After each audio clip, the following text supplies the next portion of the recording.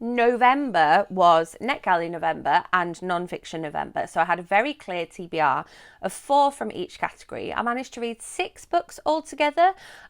So let's get into what I read.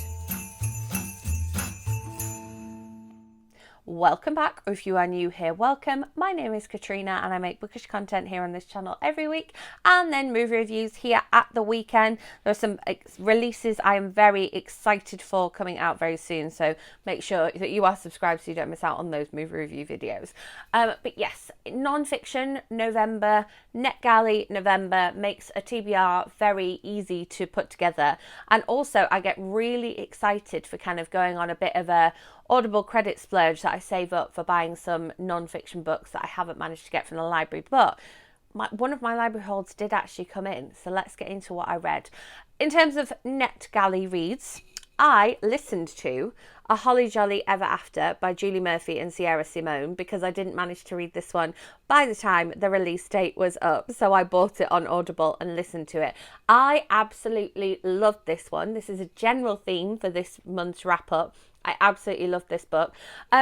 It was sexy and body positive and like girl power and then sexy again, and I just loved every moment of it. It was a bit soap opera-esque, but then some sex thrown in, and then some like meaningful moments, and then some more sex, and I just really loved it. I like this better than the first book in the series, definitely. The first book in the series I definitely enjoyed, but I think I just maybe clicked with these characters more, or there was more sex in this one, I don't know, but I really loved it. It's definitely not for the faint-hearted, but those sex scenes are pretty powerful, especially if you are listening to them in the car. Like it's quite intense for first thing in the morning when you're on your way to work.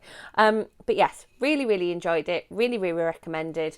And all of the books I'm going to talk about will be linked in the description box below, so definitely get your hands on this one. And then the other NetGalley I read that I also really loved, I couldn't put this one down. I was reading it in the morning before school, whilst eating my breakfast, having my cup of coffee, and I'd be like, looking at the clock, like, I'll just do one more chapter, then I'll go and like get my coat on and leave the house. And I'd come back in, and this is one of those ones that actually made me read in bed at night. I read it over the course of 2 weeks, literally just reading a little bit over breakfast every day, so it's definitely doable.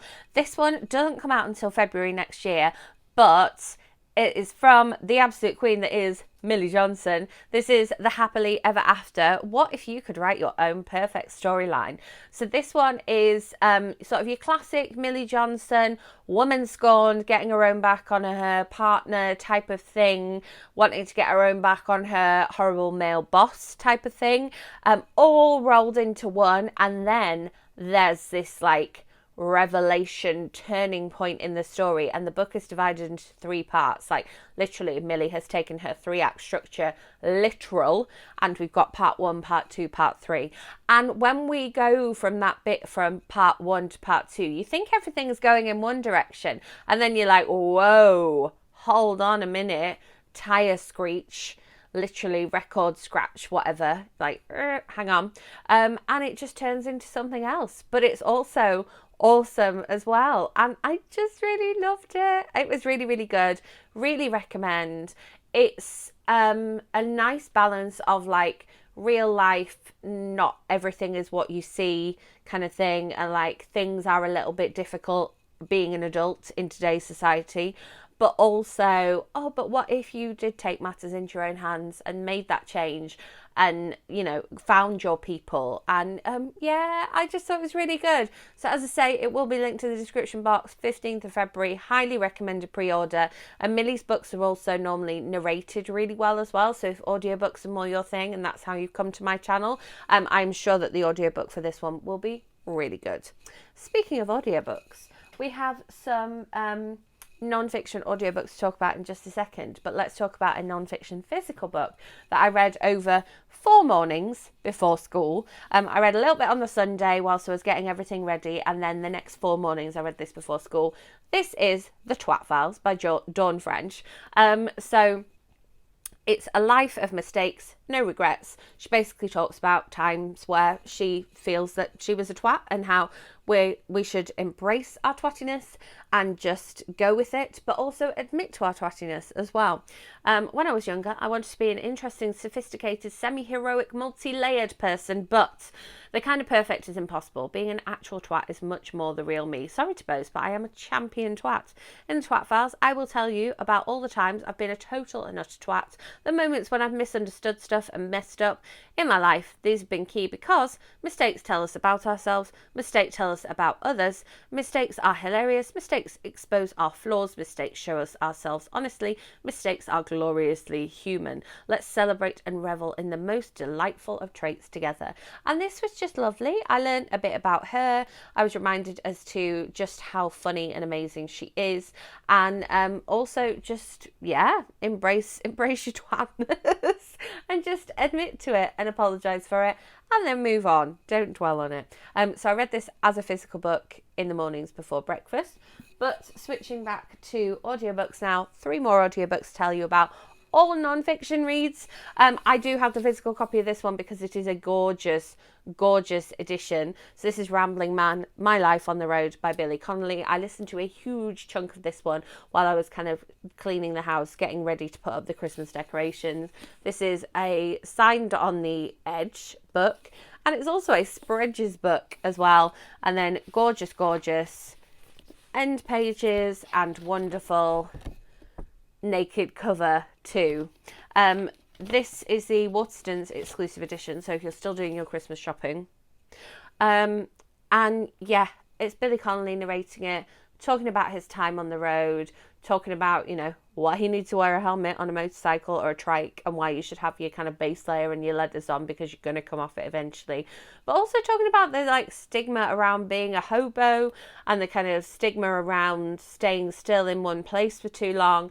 And it was just wonderful to just have him in my ears, chatting away to me, telling me some stories. It's one of those books that you just have, you listen to, and you're like, yeah, laughing away. Sometimes he's laughing, which I think is brilliant. I think it's lovely that he obviously, went and recorded this audiobook, and they left the laughter in, and they left the kind of emotional parts in as well. And I just really enjoyed it.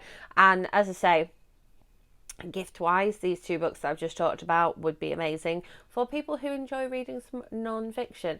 I'm sure the Dawn French one's probably quite good on audio as well. I just got sent a physical copy of it, and so read the physical copy, and it was nice, easy read as well. If you're thinking about doing that Christmas Eve Icelandic book swapping tradition, that could be a nice one because you could probably read it all in one Christmas Eve.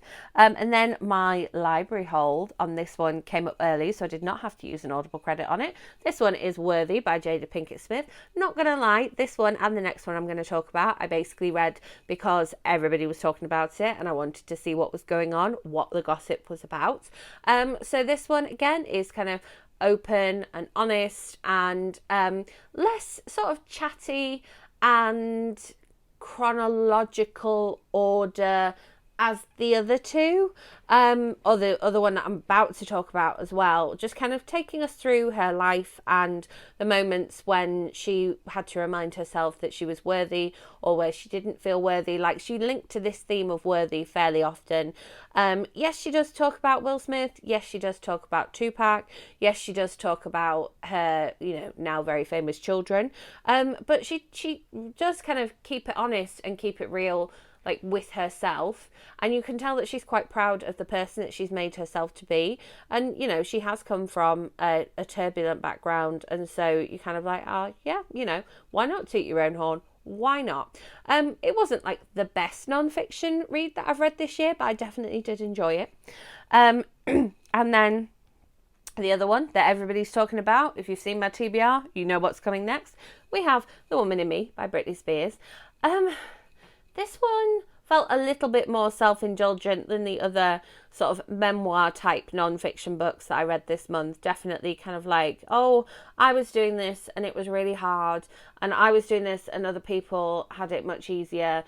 And it comes off a little bit whiny in parts, but I think that some of the stories that she's telling, because of her conservatorship,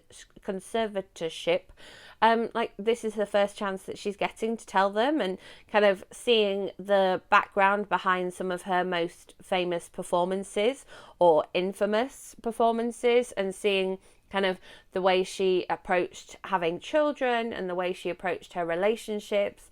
It's kind of like, yeah, actually, like some of this needed to be heard. So I definitely enjoyed this one, and Michelle Williams narrates this one, and she did a really good job. So yeah, there we go. Couple of physical books, couple of audiobooks there, no ebooks this month, even though I did have 2 of those on ebook. My biggest takeaway was the fact that I kind of stuck to my TBR. I didn't kind of stick to my TBR. I did stick to my TBR. I just didn't read everything on the TBR. But also the fact that I really enjoyed everything I read this month. Like, I absolutely loved my fiction books. I absolutely loved reading in the morning over breakfast. I really enjoyed the kind of memoir books that I read. And so although I didn't read all 8 books that I'd put on my TBR, I still read 6 books, which is more than a book a week, and I really, really enjoyed all of them. As I say, they will all be linked in the description box below in case you are looking for some last minute Christmas shopping. Please do let me know if you are planning on doing the book swapping on Christmas Eve with a cozy hot chocolate or beer or Icelandic chocolates. Do let me know, because I am planning on doing it. I'm very excited. And let me know if you are, what you're thinking of giving as your sort of book swap idea. As always, please do let me know what you read in the month of November. Make sure you're subscribed and hit that notification bell so that my Vlogmas videos land in your subscription feed. And yes, I will be back with another video for you very soon, so I will see you then. Thanks for watching.